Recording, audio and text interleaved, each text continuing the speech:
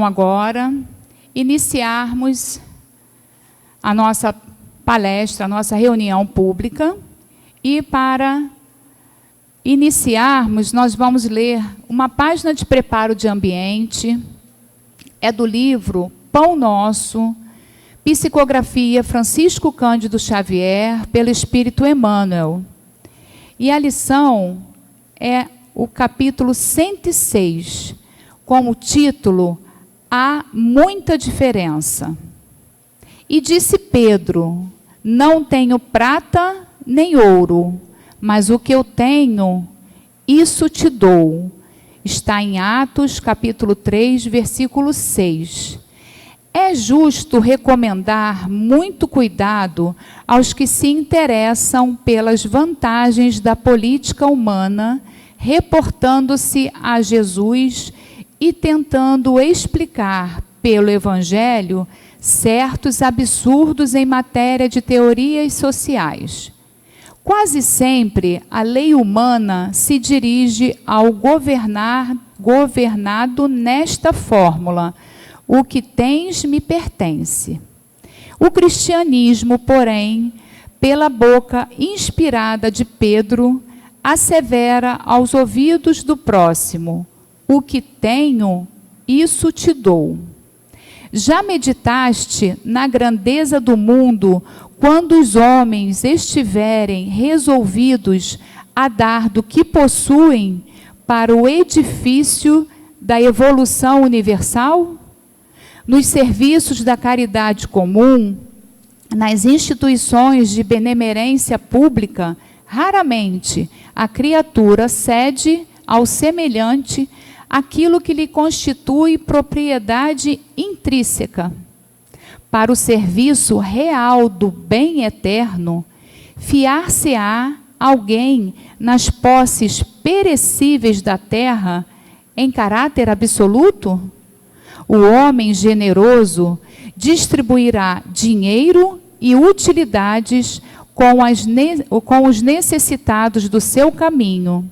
Entretanto, não fixará em si mesmo a luz e a alegria que nascem dessas dádivas, se as não realizou com o sentimento do amor, que no fundo é a sua riqueza imperecível e legítima. Cada individualidade traz consigo as qualidades nobres que já conquistou e com que pode avançar sempre no terreno das aquisições espirituais de ordem superior. Não ouvides a palavra amorosa de Pedro e dá de ti mesmo no esforço de salvação, porquanto quem espera pelo ouro ou pela prata, a fim de contribuir nas boas obras, em verdade ainda se encontra distante da possibilidade de ajudar a si próprio. Então, meus irmãos, após essa leitura, convido a todos para orarmos, elevarmos os nossos pensamentos, unindo assim a nossa vontade, o nosso querer, elevando assim os pensamentos até Deus, nosso Pai, até Jesus, nosso querido irmão, nosso mestre, nosso modelo e guia. E vamos agradecer, Jesus, a oportunidade de estarmos aqui e que estejamos realmente com os nossos corações abertos para recebermos todos esses eflúvios do alto que vêm como forma de bênçãos para reparar as nossas dificuldades, reparar aquilo que precisamos em nosso ser, no nosso ser material e espiritual. Que todas essas bênçãos, Jesus, derramadas sobre todos nós, encarnados e desencarnados, possam refletir de modo a que possamos compartilhar desse amor, dessa semente divina que temos em nossos corações, compartilhando, dividindo, contagiando para o bem, para o belo, para a humanidade de uma forma em geral. Jesus, agradecemos não somente a Ti, Mestre querido, mas a toda essa espiritualidade amiga aqui presente, ao mentor da casa, Fabiano de Cristo. E ainda te pedimos, mestre, que a nossa irmã, que aqui se encontra para trazer a palavra, que já está intuída e envolvida pelo seu mentor, possa trazer de forma clara e objetiva o teu evangelho, para que possamos absorvê-la da melhor forma possível e, principalmente, mestre, colocar em prática, porque é lá fora que estamos precisando. E assim, envolvidos nestas vibrações de amor e de paz, iniciamos a palestra da manhã de hoje na tua doce e bendita paz, Senhor. Que assim seja. Graças a Deus. Então, meus irmãos, hoje a nossa palestrante é a Rose Ruperti, seja bem-vinda. Ela é da Congregação Espírita Cristã e trará como tema o Evangelho segundo o Espiritismo, capítulo 12, Amai os vossos inimigos, os itens 5 a 8, os inimigos desencarnados, e se alguém vos bater na face direita, apresentai-lhe também a outra. Né? Seja bem-vinda, minha querida. Só apertar. Alô. Bom dia. Que legal. É muito bom estar aqui hoje com vocês novamente, nessa casa de uma vibração que é maravilhosa, né? De muito amor, de muito acolhimento, de muito carinho sempre. Então, vamos começar então o tema de hoje. E o tema que nos coube é um tema que eu considero um dos mais difíceis do Evangelho, né? Amar os nossos inimigos. Então, assim, para trazer um pouco de verdade, porque eu acredito que as exposições espíritas precisam trazer um pouco de verdade, senão elas ficam superficiais, né? A gente precisa ver se a gente consegue fazer isso. E o que do nosso dia a dia a gente pode trazer como exemplo prático, né, da nossa vida, da nossa vivência, dentro daquilo que a gente vai falar. E eu, né, como não sou uma pessoa hipócrita, eu tento não ser, né, eu não venho aqui trazer fórmulas prontas sobre como fazer isso, porque eu mesma ainda não aprendi. Então, o que a gente traz, a nossa ideia, o que nós temos ideia de trazer numa palestra, eu, pelo menos espírita, são as orientações que Jesus nos traz e refletirmos juntos sobre isso. Refletirmos juntos sobre essas possibilidades, sobre cada um olhar para dentro de si e ver até onde eu já consegui fazer o que Cristo nos propõe. Né? Então, essa é a ideia nossa aqui hoje. Tá? Então, o que nos coube? Amar os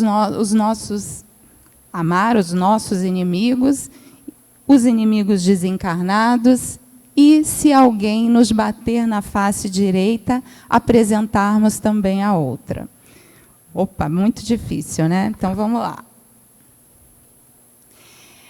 Quando os profetas, 1000 anos antes da chegada de Cristo, começaram a anunciar que viria um Messias para salvar o seu povo, para libertar o seu povo, o que durante quase 1000 anos se esperou? Que viesse, muitas vezes, um guerreiro, que viesse um homem poderoso, que nascesse no meio político, ou que nascesse em famílias influenciadoras da época, riquíssimas, para que tivessem o poder, né, para que esse Messias tivesse o poder dos homens daquela época, para, assim, libertar o seu povo. Não era isso que se esperava? Né? Eis que nasce, né, o nosso Mestre Jesus, numa manjedoura, né, num lugar pobre, no meio dos animais, desconhecido, de uma família que se refugiara, muito pobre, né? Mas que trazia uma mensagem transformadora. Uma mensagem que eu diria revolucionária para a época. E que mensagem era essa? Era uma mensagem que contrariava muito do que se esperava daquele Messias. Né? O que se esperava dele era a guerra, o que se esperava dele era o enfrentamento, o que se esperava dele era uma reação à opressão dos romanos, e ele nos trouxe exatamente uma mensagem oposta. Jesus não foi o biótipo de legislador convencional. Ele não veio submeter a humanidade e nem submeter-se às leis vigentes da época. Era portador de uma revolução que tem por base o amor na sua essencialidade. E que, adotado, transforma os alicerces morais do indivíduo e da sociedade. Isso foi trazido por Joana no livro Jesus e o Evangelho. Então, o que Jesus veio trazer iria transformar aquela sociedade. Mas iria transformar aquela sociedade através do quê? Do olhar interno, do olhar em cada um. Né? A ideia era exatamente essa e continua sendo. Né? Que eu não transformo o meu meio, que eu não transformo as opressões que eu recebo e nem que eu faço, se eu primeiro não cultivar em mim esse amor, que é a base de toda essa revolução, de toda essa transformação. E aí, no Evangelho, a gente encontra a passagem de Mateus que diz: aprendeste que foi dito, amareis o vosso próximo e odiareis os vossos inimigos.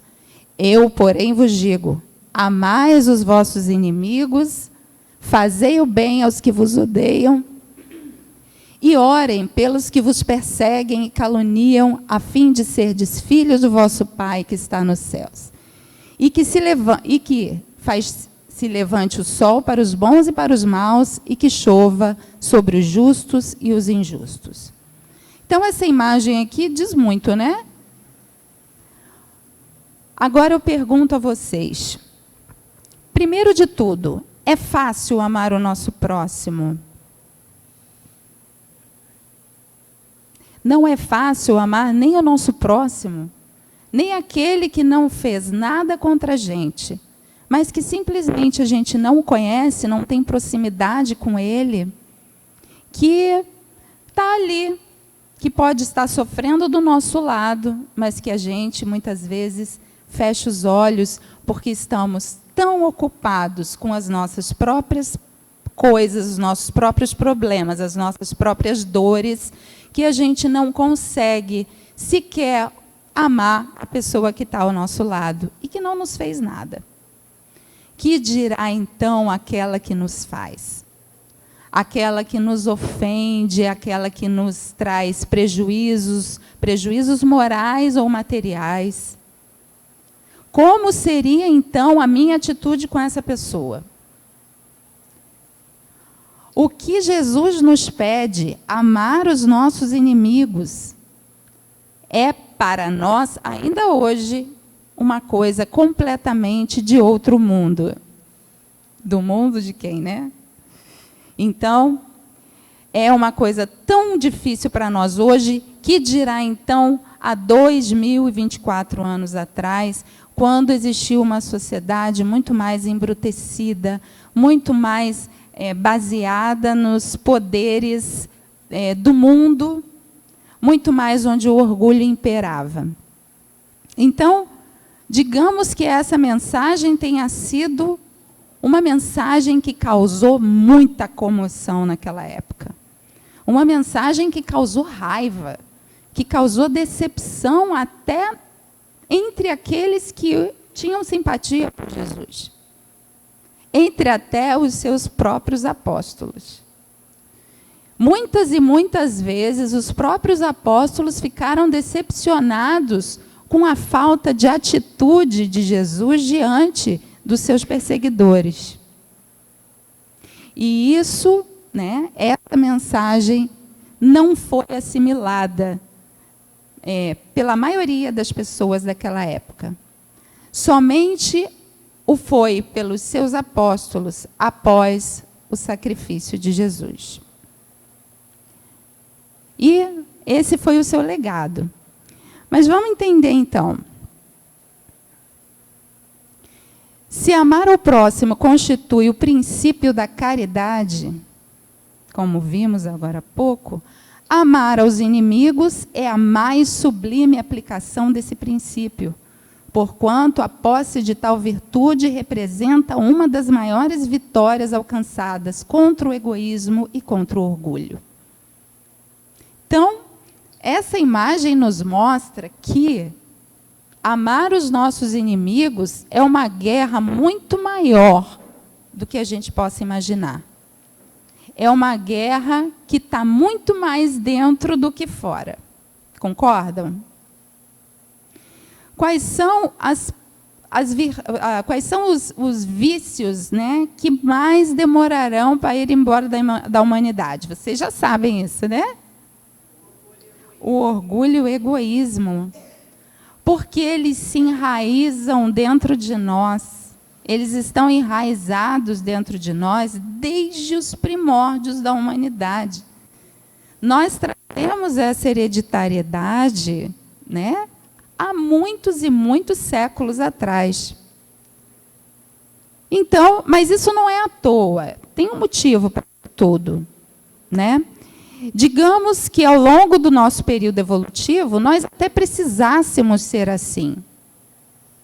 Aonde as pessoas guerreavam para conseguir o seu alimento, aonde nós guerreávamos para conseguir estabelecer uma família ou ter a posse de um companheiro ao nosso lado, de uma companheira, aonde a guerra era o princípio de tudo para que se conseguisse algo, né? Nós, nesse momento, começamos a desenvolver essa necessidade do ego, da necessidade do eu me olhar em primeiro lugar para que eu consiga me preservar sobre a terra. O instinto de preservação, que é um instinto muito primário em nós, fez com que nós desenvolvêssemos, talvez de forma errada, né, o vício, esse vício moral, que é o egoísmo, irmão do orgulho. Ao longo dos séculos, a humanidade foi desenvolvendo em inteligência. Fez com que aquelas dificuldades que nós tínhamos lá atrás para conseguir o alimento, conseguirmos a família, não fossem mais, né, tão difíceis assim. Então, nós começamos a ter facilidades em nossas vidas, mas não nos desvencilhamos do nosso egoísmo ainda. Então, vamos dizer que o orgulho e o egoísmo sejam resultado do nosso primarismo, da nossa animalidade. E que, se a gente não fizer um esforço muito grande para que isso desapareça de nossas vidas, nós não conseguiremos. Ainda hoje, nós pensamos primeiro em nós, né, do que na pessoa ao nosso lado, nem que ele não seja nosso inimigo, aquela pessoa que está necessitada e que muitas vezes nós nem olhamos para ela, porque nós estamos muito mais preocupados com a nossa integridade. E muitas vezes não é nem nossa integridade só, com a necessidade de termos muito mais do que temos hoje. A nossa ligação com a materialidade, que ainda é muito forte, nos faz pensar que o único mundo que existe é esse que nós estamos vendo e pegando. É esse que está sob as nossas mãos e dentro de nossos bolsos. Nosso apego ao mundo material é o que nos faz hoje pensar que nós precisamos ainda passar sobre as outras pessoas, correr numa competição desenfreada, buscar sempre olhar para quem eu sou diante de uma sociedade. Quem no sentido de, porque hoje eu sou aquilo que eu tenho, digamos, né? A minha sociedade atual me diz que eu sou por aquilo que eu mostro ter. Enquanto isso funcionar dessa maneira, eu vou precisar ser uma pessoa cada vez mais egoísta. E o que Jesus nos traz, então? Quando ele fala do outro mundo, quando ele fala de um reino que não é daqui ainda, ele nos mostra uma outra possibilidade. Ele nos mostra um outro ponto de vista. Ele nos faz pensar que tudo que tem aqui não vai ser importante para a gente naquele outro mundo. E aí, então vamos pensar um pouquinho sobre isso. De todos os vícios, o mais terrível é o orgulho, pois semeia na sua passagem os germes de quase todos os outros vícios.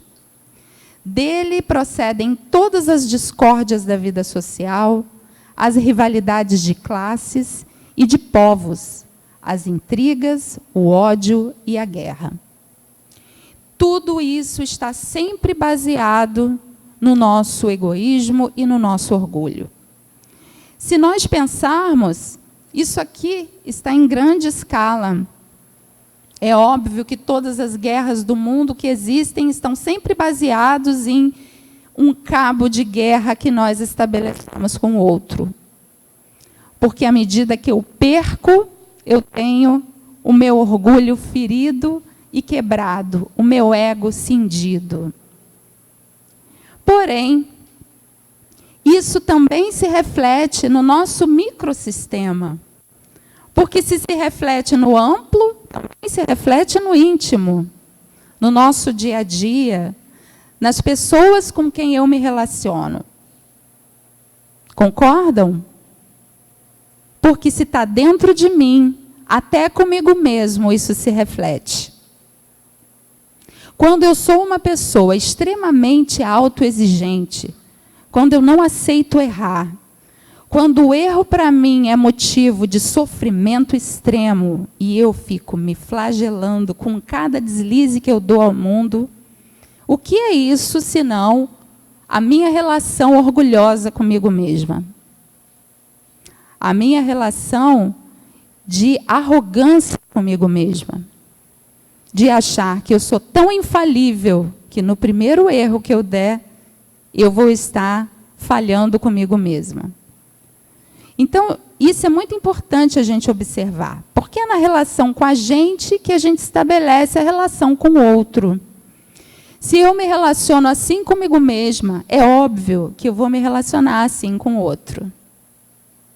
E se o orgulho está dentro de mim, é claro que isso vai se refletir em todos os ambientes da minha vida.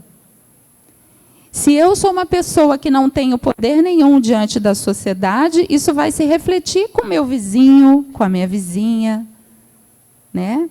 Dentro do meu lar. Mas vocês já imaginaram se eu tenho um pouco de poder? Como que isso se reflete? Então, o orgulho, é preciso que a gente olhe para dentro da gente. E o que Jesus nos traz sobre essa lição, né? Sobre os inimigos que nós estabelecemos no mundo, ele quer dizer, em outras palavras, que isso tem que se estabelecer primeiro com a gente. Quem é nosso maior inimigo? Quem ousa dizer? Nós, né? Khalil Gibran já dizia, né, numa frase que ele disse: Jesus mandou que eu amasse os meus inimigos. Eu obedeci e passei a me amar. Então, tudo começa na nossa revolução interna. Vamos seguir. inspirador de loucas ambições, o orgulho tem coberto a terra de sangue e ruínas. E é ainda ele que causa nossos sofrimentos no além-túmulo, pois seus efeitos estendem-se além da morte, até sobre nossos destinos longínquos. Quem disse isso foi Leon Denis, no livro Depois da Morte. Então, trazendo aqui a ideia de que os cristãos, de todo o mundo, né, não conseguiram ainda assimilar a ideia, nós todos não conseguimos assimilar a ideia de que é necessário amar os nossos inimigos. Porém, nós espíritas temos uma missão ainda maior, que é entender o quê? Que esses nossos inimigos morrem e acabam? Não, né? Nós espíritas temos entendimento e informação suficiente para entender e para reforçar ainda mais essa necessidade de não ter inimigos. Alô? Porque a gente sabe que eles não vão permanecer aqui, eles não vão, a nossa energia de inimizade não vai estancar depois da morte. Que depois da morte, dependendo de nossa atitude aqui, depois do nosso desencarne, do nosso desenlace, isso até piora, né? A ideia de terminar o ódio com o sangue é completamente errônea, porque o sangue fomenta o ódio ainda mais. Então, a ideia que nós tínhamos no passado de que a vingança e o duelo eram formas de terminar com o ódio entre os inimigos é uma ideia completamente errada. E o Espiritismo veio nos trazer isso, com a visão da vida continuar após a morte da carne. Então, essa lição é uma lição que muda tudo nas nossas vidas. Por quê? Porque nos faz cada vez mais pensar sobre essa necessidade de perdão, sobre a necessidade de diluir esse sentimento de inimizade que eu tenho com uma pessoa que está do meu lado. E até mesmo de não deixar que isso me atinja quando vem de outra pessoa. Porque não é porque a outra pessoa tem adversidades, tem raiva, tem ódio de mim, que eu necessariamente terei que ter dela. Só que não é assim que acontece, né? Por quê? Nós somos o quê? Muito impulsivos e reativos. Nós agimos o tempo inteiro sob o domínio da reatividade. O que é reatividade? Se alguém me olha torto, aquela pessoa não gosta de mim, eu vou olhar torto para ela também. Se a pessoa está num mau dia, de repente, acordou mal-humorada e me dá um bom dia meio torto, o que é? E eu imediatamente reajo àquele bom dia torto. Não é assim que funciona? Ela falou comigo assim, eu também vou falar. Ela disse que não gosta de mim, por que eu vou gostar dela? A gente faz isso o tempo inteiro. E muitas vezes, muitas vezes não, 100% das vezes, a reatividade é uma reação, como Patrícia falou, impulsiva. E o que é uma impulsividade? É algo que não refletimos. É algo irrefletido. E se é irrefletido, é o quê? Um comportamento automático. E se é automático, ele não é do ser humano. Ele é instintivo. Vamos dizer que seja animalesco ainda, né? Primitivo. São os animais que agem por instinto apenas, porque eles não têm ainda a possibilidade da reflexão e do raciocínio. Mas nós ainda reagimos assim. E por quê? Se nós temos essa região do cérebro, o neocórtex pré-frontal, que é responsável por todas essas ações mais desenvolvidas, mais iluminadas, como a reflexão, como a previsibilidade, com uma previsão, como planejamento, como, enfim, tudo aquilo que nós não fazemos com frequência, essa região do cérebro existe em nós e nós não usamos. Quantos de nós usa esse processo, né? Então, a gente precisa muito pensar sobre o que Jesus nos disse, em princípio, porque ele está falando de uma necessidade para a nossa própria evolução. Isso não é apenas uma mensagem religiosa. Isso é uma mensagem científica. Isso é uma mensagem psiquiátrica. É uma mensagem baseada na maior técnica psicoterápica, vamos dizer assim, né, da humanidade. E Jesus Joana de Ângeles já dizia, o maior psicoterapeuta do universo era Jesus. Porque hoje nós temos todos esses ensinamentos que nos trazem não só paz interior, não só acesso para o mundo, né, de regeneração, um mundo melhor, como a nossa saúde mental. Hoje a ciência está descobrindo, né, que todo esse processo do perdão, da gratidão, isso envolve muitos processos relacionados com as nossas habilidades mais, vamos dizer que mais novas do nosso cérebro. Quando nós somos gratos, nós acionamos diversas áreas do neocórtex pré-frontal. Isso já foi pesquisado na ressonância magnética funcional. Quando nós oramos, as regiões mais nobres do nosso cérebro são ativadas. Quando nós perdoamos também. Então, Jesus não estava falando só de ensinamentos baseados numa religiosidade. Ele estava nos mostrando o caminho para a nossa saúde mental, para a nossa evolução espiritual, para a nossa maturidade psicológica, maturidade emocional. Era tudo isso que ele estava nos mostrando. Então, perdoar os nossos inimigos não é só uma questão religiosa. É uma questão de, se eu quero ser uma pessoa mais feliz, eu tenho que fazer isso. Né? Uma pessoa mais saudável, eu preciso fazer isso. É um exercício diário. É por isso que eu digo, eu não sou a pessoa que estou aqui para dizer, olha, faz isso, eu já fiz, é legal. Não, porque eu não sei ainda fazer isso. Nós, como humanidade, não sabemos ainda fazer isso. Mas é necessário que a gente treine, que a gente tente. E a ideia, né, do que Cristo nos traz é exatamente essa. Eu sei que vocês ainda não estão preparados, mas esse é o caminho.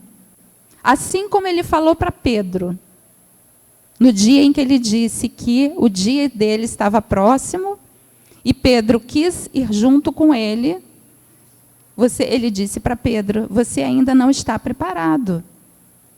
E Pedro questionou, essa passagem até de um slide mais para frente, que eu já estou adiantando, né? E Pedro questionou a ele, falando assim, acaso acha que eu não dou testemunho do meu amor? Acaso você acha que eu não tenho coragem o bastante? Acaso você acha que eu não sou homem? E Jesus disse, não duvido de nada disso, Pedro. Apenas você vai aprender hoje mesmo que a humanidade é muito mais frágil do que perversa. E é lindo isso, o entendimento de Jesus sobre as nossas dificuldades, sobre o nosso processo de evolução. E é por isso que ele veio homem, senão ele teria sido um anjo. Concordam? É por isso que ele veio homem, porque ele precisava mostrar que era possível vencer a humanidade, vencer as questões humanas. Vamos voltar, né? Eu já dei uns passos à frente, vamos voltar.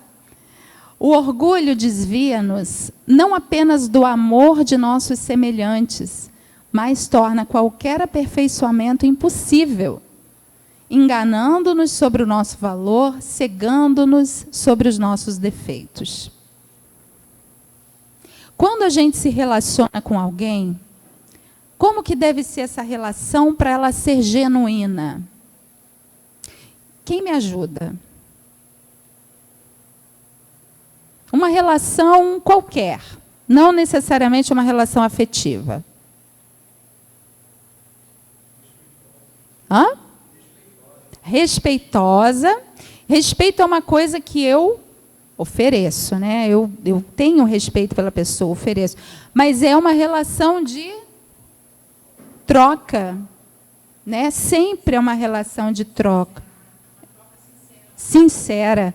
Uma troca baseada no que eu posso dar e no que eu recebo. Concordam?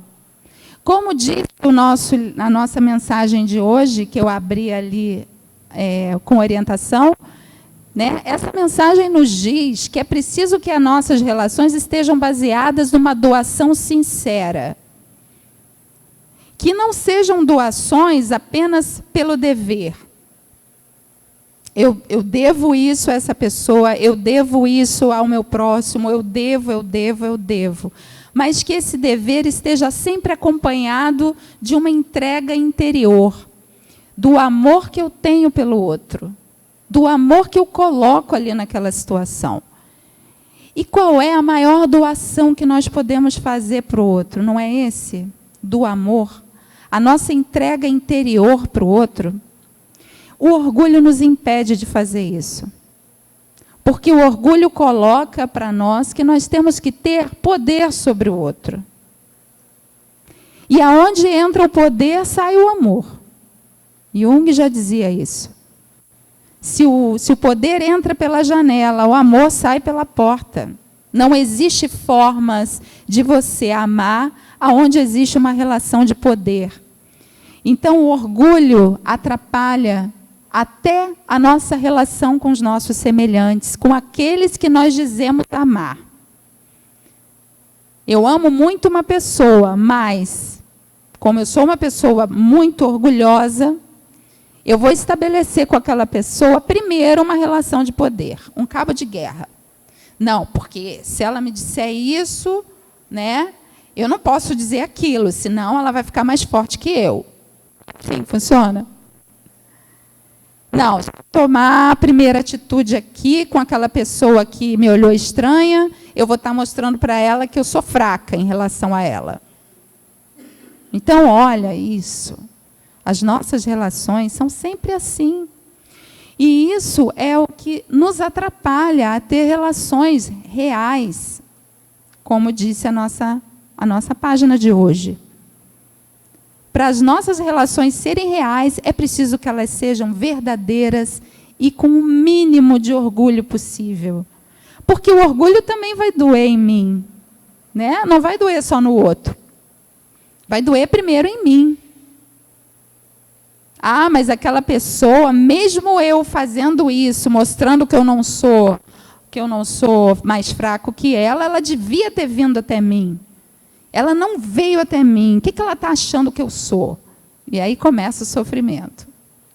Porque o orgulho quer sempre dizer para aquela pessoa que ela é melhor do que todos. Pega também. Ele nos mostra, ele mente para nós, sobre nós mesmos. É quando eu acho que eu tenho virtudes que eu nunca desenvolvi. É quando eu acho que eu tenho forças que eu nunca obtive. É isso que ele nos faz. E aqui a história de Pedro, né? Quando o mestre começou a lavar os pés dos seus apóstolos, Pedro disse: "Nunca me lavarei os pés, mestre. Meus companheiros estão sendo ingratos e duros nesse instante, deixando-vos praticar um gesto como se fosse um escravo vulgar. Simão, não queira ser melhor que os teus irmãos de apostolado, em nenhuma circunstância da vida. E aí a conversa se desenrola, e ele fala, aproxima-se a hora do meu verdadeiro testemunho. Antes, porém, que eu parta, quero vos deixar um novo mandamento, amar-vos uns aos outros como eu vos tenho amado. Que sejais conhecidos como meus discípulos, não pela superioridade do mundo, pela demonstração de poderes espirituais, ou pelas vestes que envergueis na vida, mas pela revelação do amor com que vos amo, pela humildade que deverá ornar as vossas almas, pela boa disposição no sacrifício. E aqui nessa mesma passagem, quando Pedro questiona por que não pode segui-lo, e que ele diz, né, que antes que o galo cante, ele o negará 3 vezes.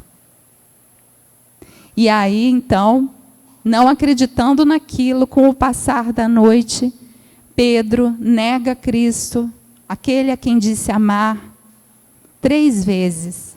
E o amava verdadeiramente. Porém, a sua fraqueza, a sua fragilidade, era um pouco maior do que a sua demonstração de amor. Então, nessa hora, não houve uma total entrega, né? Porque Pedro ainda era muito frágil. Assim como todos nós. Quem de nós teria essa possibilidade hoje? Né? E nos diz Humberto de Campos que Pedro pensou naquele momento em que foi questionado se era amigo de Jesus, que ele pensou na sua família, que ele pensou nas atividades que ele tinha que fazer, que ele pensou em tudo que ele tinha que arcar ainda, né? Com as suas necessidades materiais, e aí negou a Cristo. Então, vocês percebam que na ação de Pedro, nós nos vemos, nós nos enxergamos. Nós se entrega verdadeiramente a Cristo. Quantos de nós ainda já estamos prontos para seguir o que Cristo nos trouxe?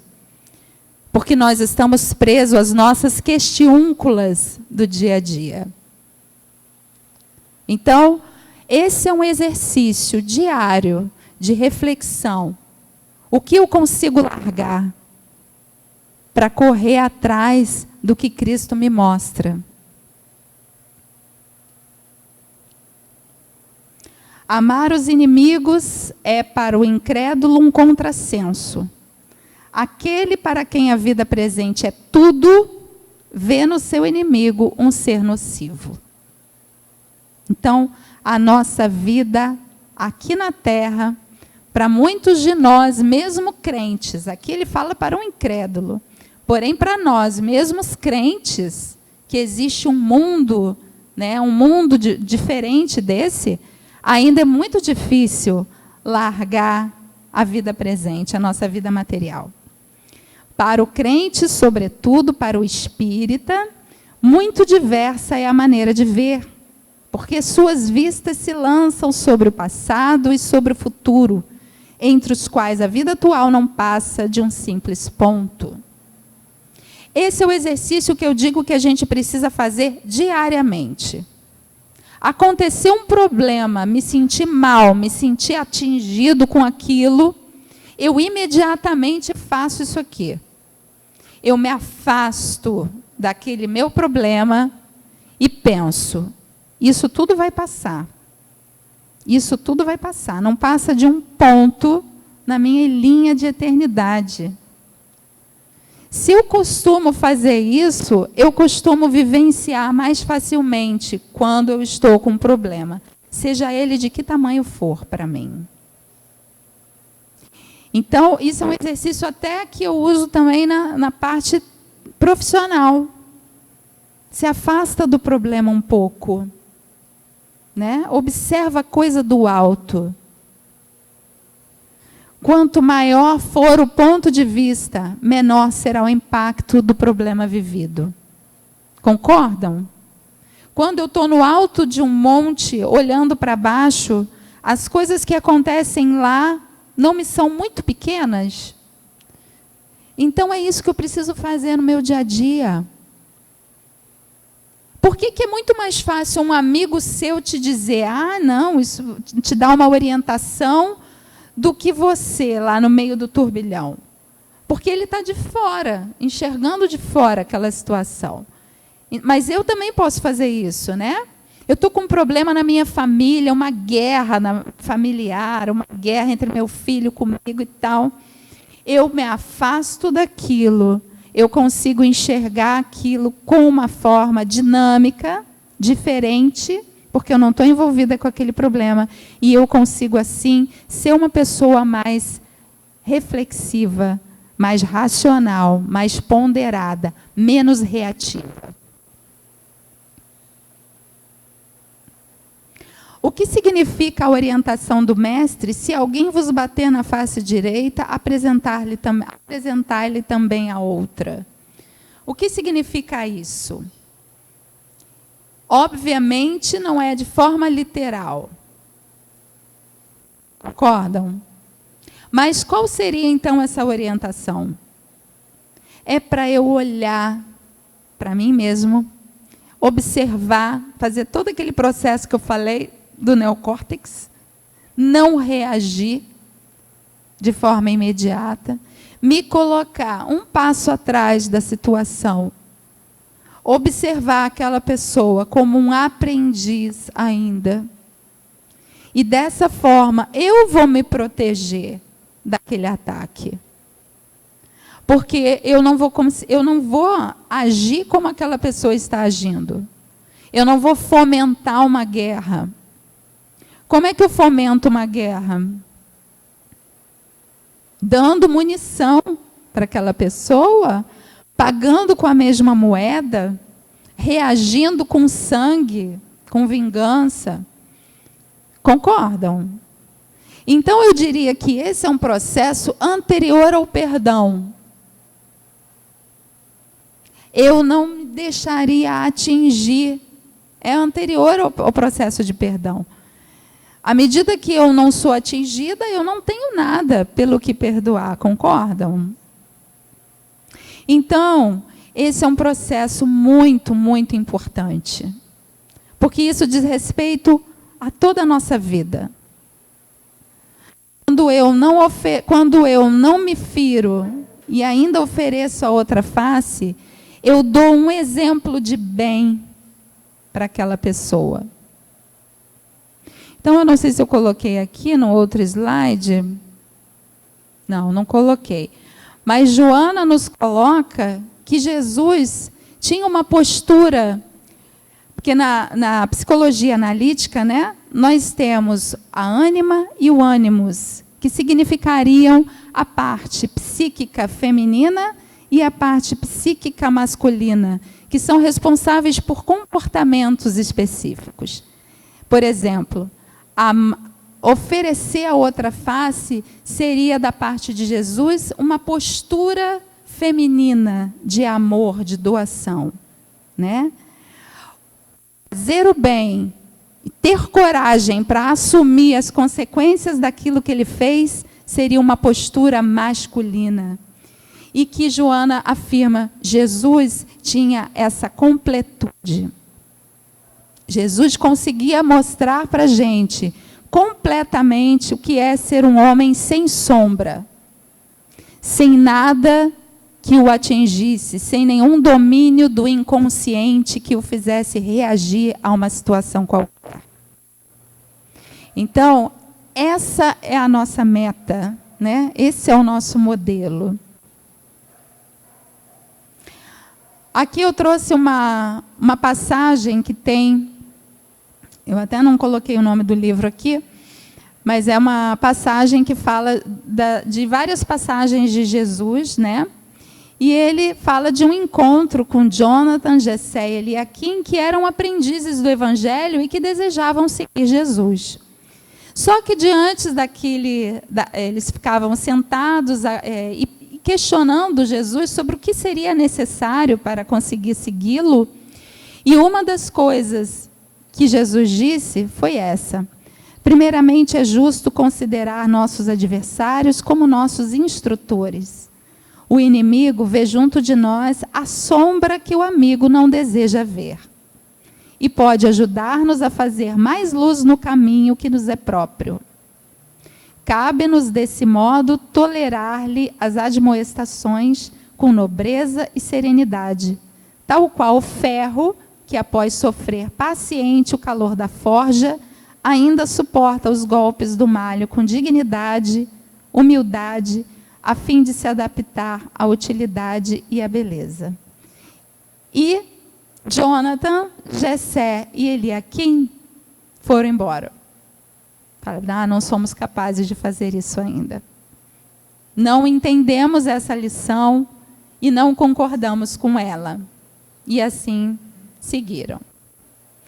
E aí, é muito interessante, né? Ter os nossos adversários como nossos instrutores. Obviamente, aquele que nos aponta, aquele que não gosta de nós, não gosta por alguns motivos. E são através desse espelho, através do espelho que os nossos adversários nos colocam, que nós temos a possibilidade de nos enxergarmos como nós somos também. E por isso nós reagimos. Né? Quem é que quer ver a sua própria sombra?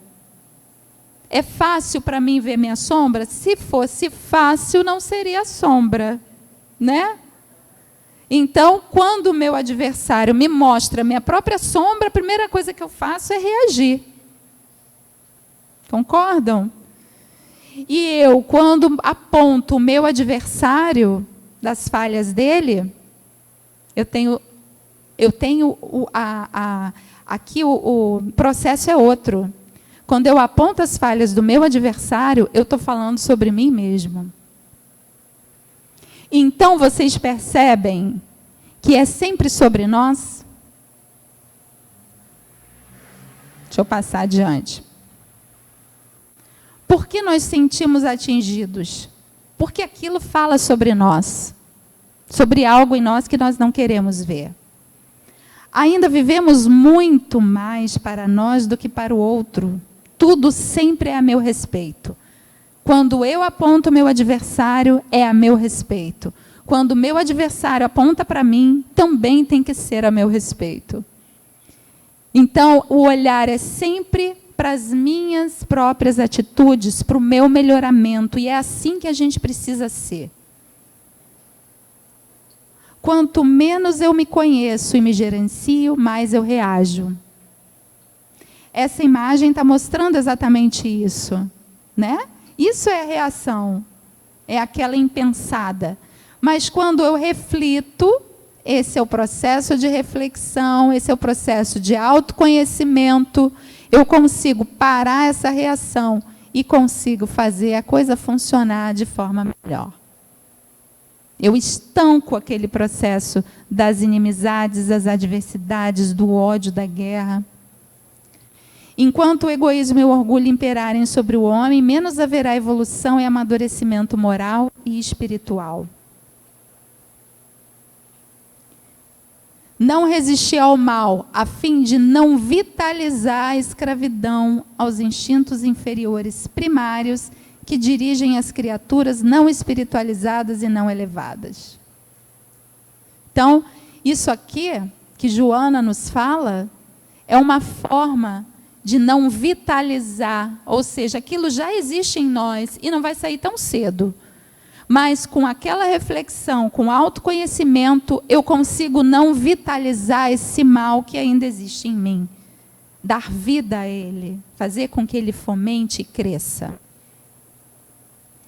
Afirmar o bem e exercer coragem para sofrer as consequências da opção elegida, como forma de superar a voragem do desespero e desregramento de conduta que assolam em todos os tempos e culturas.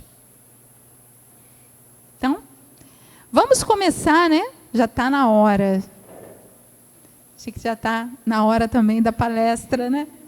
Mas faltam só 2 slidezinhos para a gente terminar. É imperioso saibamos amar e educar os nossos semelhantes com a força de nossas convicções e conhecimentos, a fim de que o reino de Deus se estenda ao mundo. Então, aquilo que eu faço por mim, eu vou fazer também pelo outro. E dessa forma, amando, eu também educo, né? Eu também faço o bem.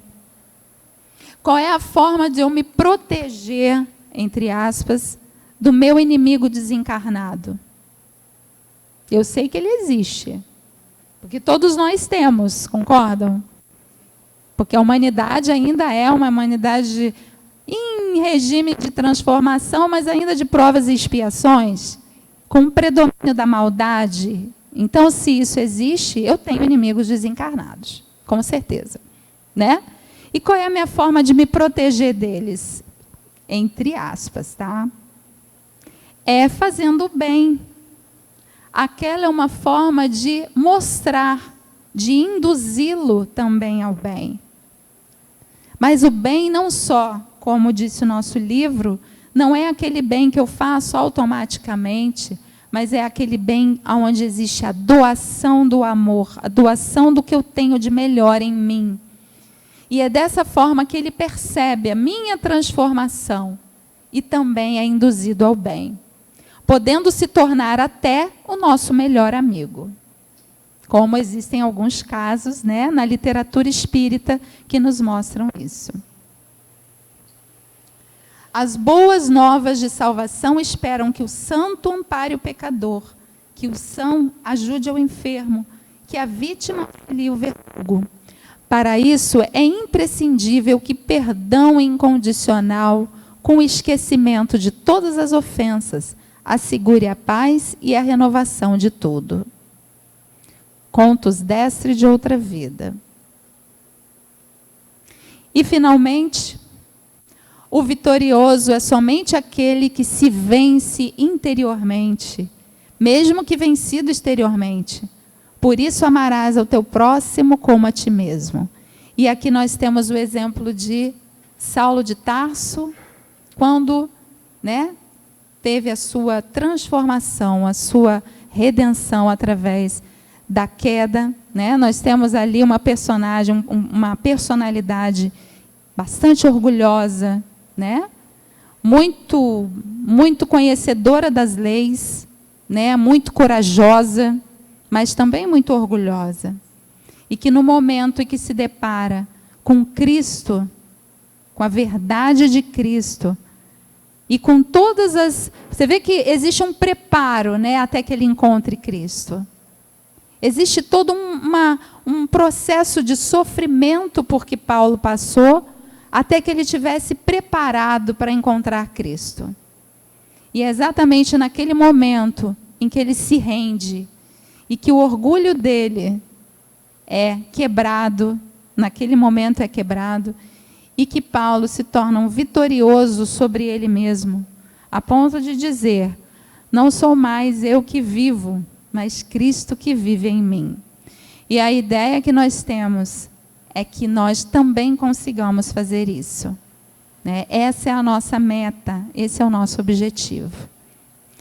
Então, é isso, é esse o estudo que eu trouxe para vocês. Espero que tenha contribuído de alguma forma para todos. Um bom dia para todos, bom domingo. A gente que agradece, né? Nossa gratidão, Rose, pelo carinho, por todas essas reflexões.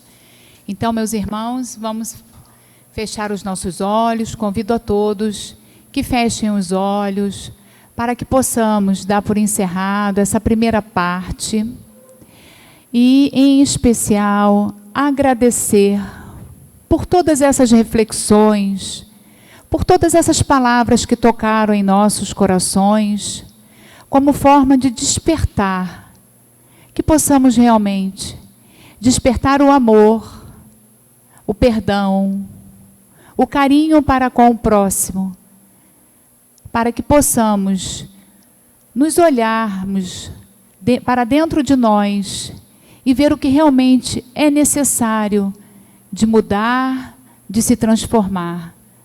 Um exercício, Jesus, que sabemos que será diário e repetitivo, mas que o resultado será muito bom. E assim te pedimos, Mestre querido, a tua autorização para darmos por encerrada essa primeira parte da palestra da manhã, te agradecendo imensamente por tudo que nos foi trago nesta manhã, agradecendo aos mentores espirituais que nos auxiliaram para que o trabalho fosse realizado com todo o amor e com todo o carinho e com todo o amparo. Então, assim, te agradecemos e damos por encerrado a primeira parte da manhã de hoje, na tua doce e bendita paz, Mestre. Que assim seja.